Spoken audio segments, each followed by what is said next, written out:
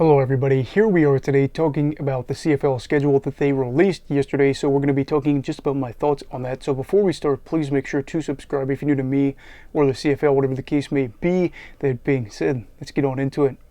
So yesterday I ended up posting on my Instagram about how the fact that the CFL released their schedule, and there's just some things that I kind of wanted to talk about. Don't even know if this will be a particularly long video, but we ended up getting some details about the season. I actually feel really good about this one. You have the fact that you're going to get to see the Montreal Alouettes and the Winnipeg Blue Bombers play in a Grey Cup rematch in week 1. Should kick off the season. That'll be June 6th in Winnipeg.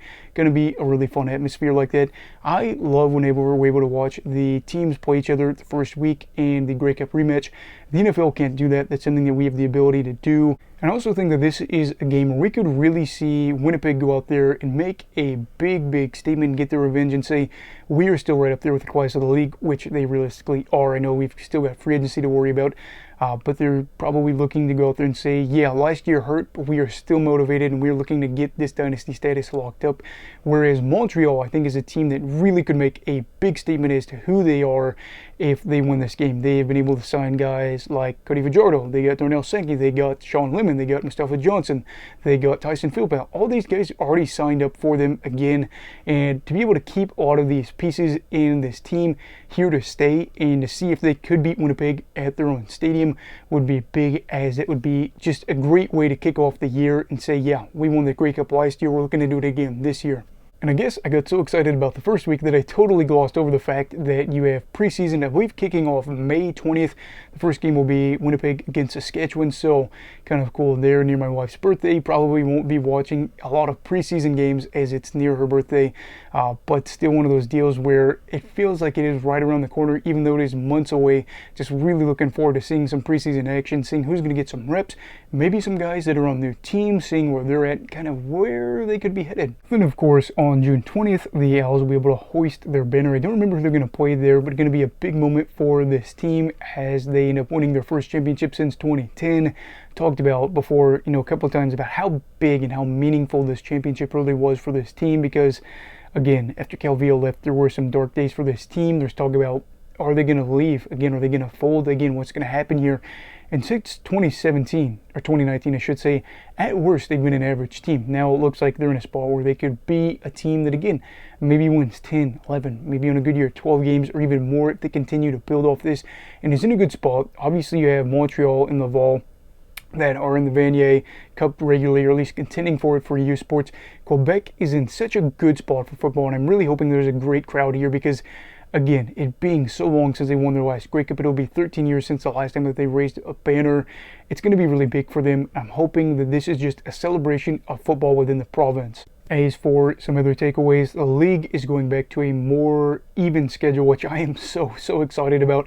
I don't mean to sound like a picky or a Debbie Downer, but since 2021, they've been very division heavy with their games. I cannot tell you how much I don't want to watch another Toronto-Hamilton game. We've talked about that before. 3 Down Nation put out an article talking about how those two teams played 12 times in the regular season over the past 3 years. I appreciate a good rivalry matchup, but if I have to see it 4 times, I don't want to watch it, especially if one team is significantly better than the other team. I know that sometimes you'll get good games within divisional play, but at the same time, I would really just like to see how this team plays against another team and be able to see everybody play each other, a couple times in an ideal world, and just get a feel for it. Because if you play your division so many times and say, well, we've got a really good record against them, but we have a bad record against the West Division, for example, as an Eastern team, are you really good, or are you just good because you're in the East? And that's not really a shot at Eastern Division teams. I think obviously Toronto proved the case that they are a good side, being able to go 16-2, being able to be right there to possibly win another Grey Cup had they go into that game. They're poised to be in another great situation to go back to the championship game next year. However, there's just so many things that I'm really excited about. I feel like last year's schedule was so disappointing. You had Bo Levi Mitchell, you had Cody Fajardo, 2 guys that aren't with their former teams anymore. Cody played with Saskatchewan. Bo played for Calgary as the all-time passing yards leader. And this is a situation where they didn't even get to go to their old stadiums and play their old teams. The scheduling was atrocious last year. This year, I feel so good. Cody should be able to go back to Saskatchewan if I read the article correctly, and Bo should be going back to Calgary. Now, will Bill be the starter? Couldn't tell you. Cody will be the starter as long as he's healthy in Montreal. But this is going to be cool because just seeing these guys that played important roles for their team. Obviously, you had Mitchell that won 2 Grey Cups with the team, and then Cody being the guy in Saskatchewan for a bit. They didn't win a Grey Cup, but they were in some big matchups against Winnipeg. It's going to be cool, and I'm hoping that they give him a good reception as he is now a Grey Cup champion. And finally, if I'm not mistaken, I think that the first playoff games will be on November 2nd. You have the East and West Division semifinals, I should say. That's going to be cool. And then on November 17th, we'll have the Grey Cup. So I'm going to try to save some possible vacation time to watch it and then not have to go into work the next day. Ended up doing that this year accidentally. I was staying up watching the game, but then I just been sick all that week going into that, so I just didn't really feel very good. And now we're in a spot where I'm hoping to save the time to be able to actually enjoy the day after and then look back at that game. So yeah, just kind of some quick thoughts about this upcoming season. What are your thoughts about it? Are you excited? Obviously, we've got the Touchdown Pacific game as well.